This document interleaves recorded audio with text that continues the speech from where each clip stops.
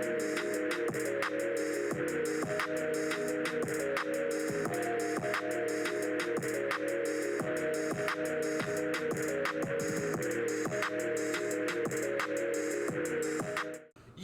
what's going on, everybody? Welcome back to the Sniz Fantasy Football channel. Today we're going to be talking about our top 10 2020 PPR redraft running backs. And today we've got a new guest with us. His name's Jack McClain. Let me introduce you to him.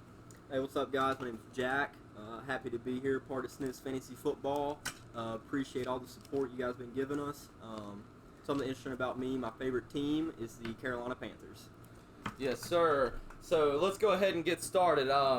Number one, I think it's a pure lock today. Yeah. Every single one of us have Christian McCaffrey, number one. I mean, let's go ahead and talk about it also. Why do you like Christian McCaffrey so much? Well, look, the man can rush the ball. He can catch the ball. He can probably throw the ball if you honestly wanted him to. The man can do anything. There was that. He actually did throw a touchdown last season. He had close to 1,400 rushing yards last year.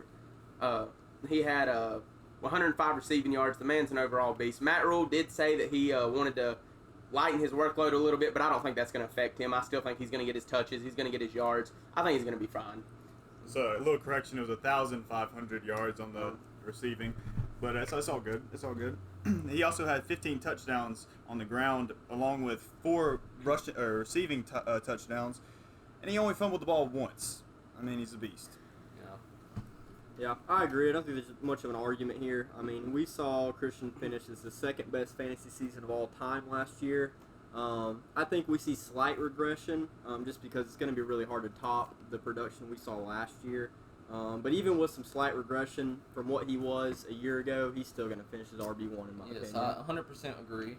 RB1, yes, he's the safest pick. I mean, RB1 in the last 2 seasons. Let's say he can't go for a 3-peat for sure. Absolutely. All right, and number 2, Austin, who do you have? I've got my man. You know, I'm a Giants fan. I've got Saquads. Barkley's going to get out there. He was injured last year. He missed three games, so he's a little bit lower last year, but don't let that fool you. I promise you he's still going to be up. He had over 1,000 yards still, 6 touchdowns. He still received for 438 yards. He had 2 touchdowns receiving. In 2018, though, he had 1,300 rushing yards. And Jason Garrett, you know, he likes to he rode Zeke in Dallas. He's gonna still run the ball. Saquon's gonna get his touches. As long as he stays healthy, he's gonna be a lock at number 2 in my opinion. I completely agree. I mean, he has that RB1 upside. I mean, I think he actually does have a shot to finish RB1. If you have the number 1 or 2 pick, CMC, Saquon, they're in a tier of their own here. I mean, you cannot beat it. The O-line help with Andrew Thomas, 4th pick in the draft. That's amazing. And here's a fun fact. He was the RB12 in 2019, but despite those 3 games missed, like you mentioned, Austin, he was averaging 18.6 PPR points per game, and he was on pace to finish as RB6 with Zeke if he did not get hurt, with 279 PPR points. What do you have, Zach? Yeah, I'm going to agree with Austin and Woody here. Saquon, you know, I think CMC and Saquon are just locks at the 1 and 2. Obviously, like Woody mentioned, we've got an upgraded offensive line with Andrew Thomas. Saquon did miss a few games in 2019, but he's still going to be the focal point of that offense and a definite lock for RB2 in my opinion. I have a little bit of a different opinion. I got Dalvin Cook at number 2. He only played 14 games, 250 attempts. He had 1,135 yards on the ground, averaging 4.5 yards per carry, 13 touchdowns, fumbled the ball 3 times, which is kind of a downside. But he averaged 9.8 yards receiving. And I kind of like the Vikings' offensive line a little bit better than the Giants. That's why I got him at number 2. Yeah, so I get that, but Dalvin Cook's injury prone. He's not played a full season his entire career. Like, I just don't see him. And, I mean, don't get me wrong, it's possible. I mean, he can, but he misses games. Saquon's coming off of an ankle injury too, I mean, I don't know. They're really a toss-up, and I had a hard time picking between the 2, but I see Dalvin Cook having a little bit of a more of an upside on the receiving end of the ball with Stephon Diggs gone. I mean, they don't really have another target besides Adam Thielen. I mean, they could throw it to Kyle Rudolph, but he's really a blocker. Justin Jefferson? Yeah, he will come into the offense eventually, but I don't think at the beginning of the season he's going to be a big part of that offense. I agree. Kyle Rudolph? I agree. As a blocking, he catches. He get out there and catch. He catches a little. I had him on. I drafted him last year, and I'm not gonna lie, he didn't really put up a lot of points. Of course. I mean, when Adam he ended Thielen up on my and team Stephon from waivers after you dropped him. Adam Thielen really affects his volume, though. So that's another conversation for tight ends. Yeah, later, but whenever Adam Thielen's not open, I mean, you throw the check down. Yeah. Okay, so moving on to 3. Moving on to number 3 here. Who do you have, Austin? I got Ezekiel Elliott. I think he was RB3 last year. He put up 1,357 yards, 12 tutties. I mean, the man, he can catch the ball too. He caught 420. I will say I think his receiving yard is going to go down with Dallas picking up CeeDee Lamb as well. That's another solid wide receiver for him. And so I don't think it'll affect him though. Obviously, the man can still run the ball. And I will say Mike McCarthy though, he isn't the most run heavy. So do watch out. He does like to sling ball. I mean, then again, he did have Aaron Rodgers in Green Bay, which is just a throwing machine. But the more receiving targets will take the pressure off of Zeke, though.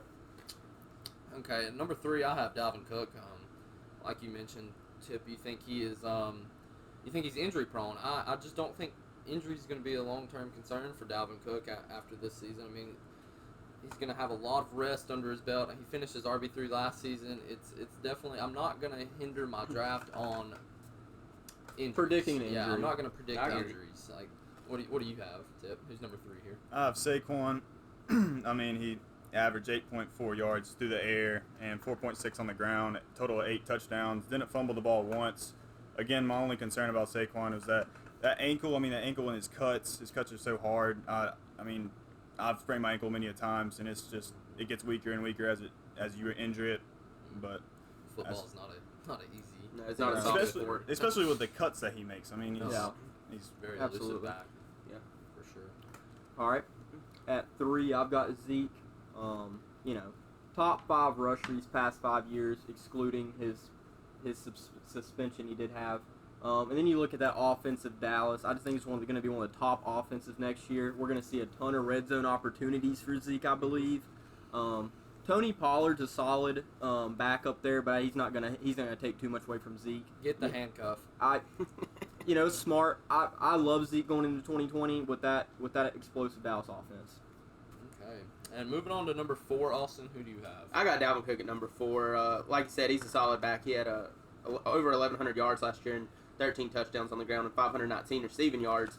But my problem with him is injury prone. And obviously, when we predict these, I'm not counting on injury. But the past 3 years that he's been in the league, he's been injured. Last year it was 2 games. Or this past year it was 2 games.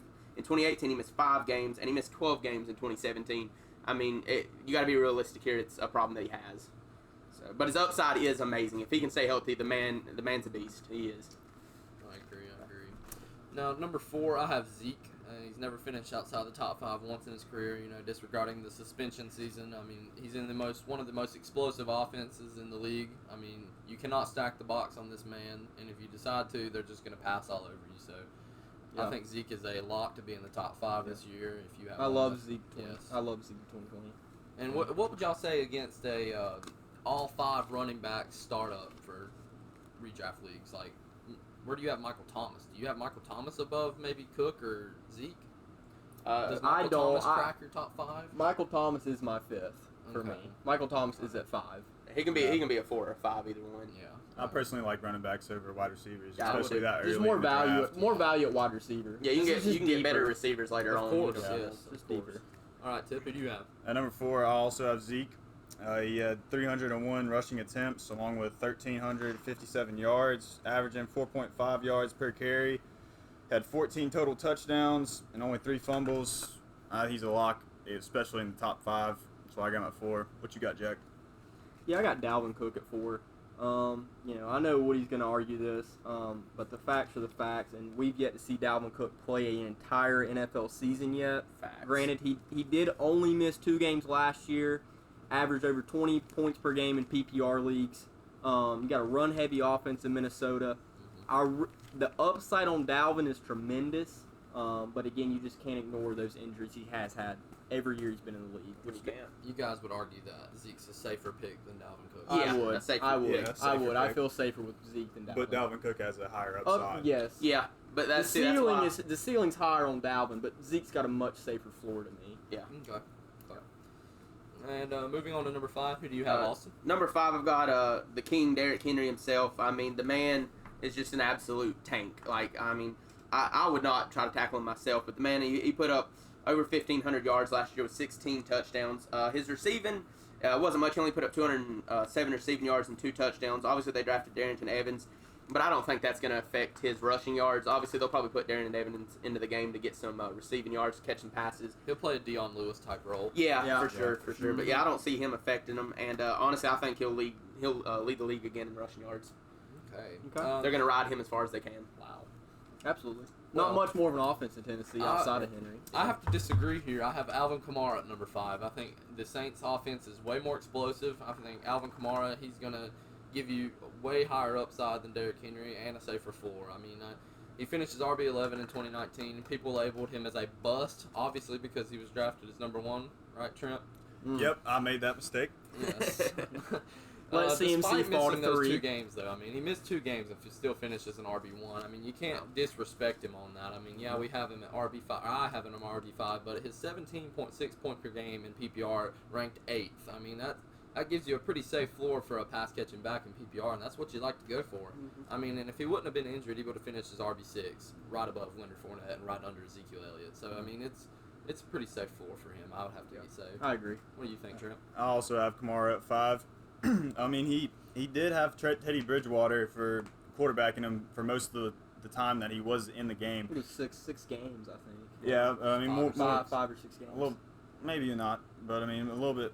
I don't know. He has more of a connection with Drew Brees. I like him. Drew Brees hitting him out of the backfield a little bit more than Teddy Bridgewater. I mean, he did fumble the ball 3 times, but I mean, his upside on the receiving end of the ball is too much for me to place him outside the top 5. What do you think, Jack? I'm going to agree with the consensus here. I'm going Alvin Kamara. It's real close with Derrick Henry, though. I'm going to give the nod here to Kamara just because of the pass-catching upside, especially in the PPR leagues. And again, like what Woody said, I just trust the Saints' offense more. More red zone opportunities. They're going to extend drives longer and therefore give Kamara much more opportunities to score than Henry, I believe. Austin, Okay. what you got? I get that. I had Derrick Henry at 5, but moving on to number 6, I've got Alvin Kamara at 6. And like you said, Jack, he's close with Derrick Henry, and I can see either or. But me personally, I like Henry over Kamara. But with Alvin Kamara, he's going to have a big year this year. This is going to be his contract year. He's looking for a big check. So he's going to be playing his heart out, doing what he can. His upside's huge on the receiving end. Obviously, Drew Brees loves to get it to him. So I mean, he's definitely going to put up his points. So I think he'll do great. But yeah, I got him at 6. So. Yeah, I have Derrick Henry at 6, actually. I'm going to have to agree with Jack McLean here. I'm going to give the nod to Alvin Kamara on that and have Alvin Kamara at 5, Derrick Henry at 6. He finished at RB7 in 2019 while averaging over 18 points per game in PPR. I mean, the run-heavy scheme over there in Tennessee really helps his upside. I mean, his floor, though, is hindered with, the PPR receptions. I mean, Darrington Evans will come in and see some work. I mean, he's a major sleeper, in my opinion. Oh, for sure. Trent, what you got? I also got Derrick Henry at 6. He had 303 attempts on the ground, along with 1,500 yards, averaging 5 yards per carry. I mean, he had 18 total touchdowns, and this is kind of a shocking stat, but he averaged 11.4 yards when receiving the ball. If they gave him the ball more through the air, I would like him over Kamara, but since he's so kind of stuck to the ground, that's why I have Kamara over Henry. What you got, Jack? Yeah, I'm going Derrick Henry as well here at 6. We all know he led the league in rushing in 2019. We saw 16 rushing touchdowns along with 2 in the air. We did see a slight improvement in his pass-catching ability, and I think Mike Vrabel and Ryan Tannehill can really start to use him more in the screen game, and we can... Personally, to me, I think you're going to see more pass-catching out of Henry in 2020, but not enough to overtake Kamara for me. Yeah, I get that. I do, but...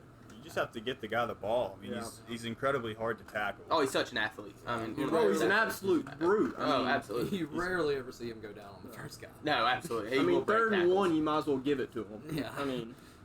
Yeah, no doubt. But moving on to number 7, I've got Austin Eckler. He was RB4 last year and only rushed for 557 yards. Shows you the pass catching upside. Yeah, his pass catching is insane. I will say they had Melvin Gordon, and so obviously with him leaving, I think he is going to be rushing the ball more. So he's going to get even more touches on the ground. He's still going to be doing his receiving yards. He had 993 last year, which I want to say was second behind CMC. It was. Yeah, he was second behind CMC and he had 8 touchdowns. So, and Tyrod Taylor, he does not take risks. He does not sling the ball down the field. He's going to check down, and Austin Eckler will be But there. to catch it. or even if you get Herbert in the game, Yeah. as a rookie, you're not going to see Herbert chucking it Yeah, downfield. absolutely. So even if it's Tyrod or Herbert, it's still going to be check downs. I would be more comfortable with Justin Herbert actually being the starter than Tyrod Taylor. I think Tyrod Taylor's a better quarterback than Justin Herbert. And with Justin Herbert in the game, if he did get in, that would actually help Austin Eckler's upside, and I would actually agree with you. But I don't agree here. I have Joe Mixon at number 7. I mean, the O-line was injured last season. Jonah Williams, he'll be back. I mean, he was the RB9 overall in weeks 13 through 16 and 29 when it really mattered. In 2019, I'm sorry, when it really mattered.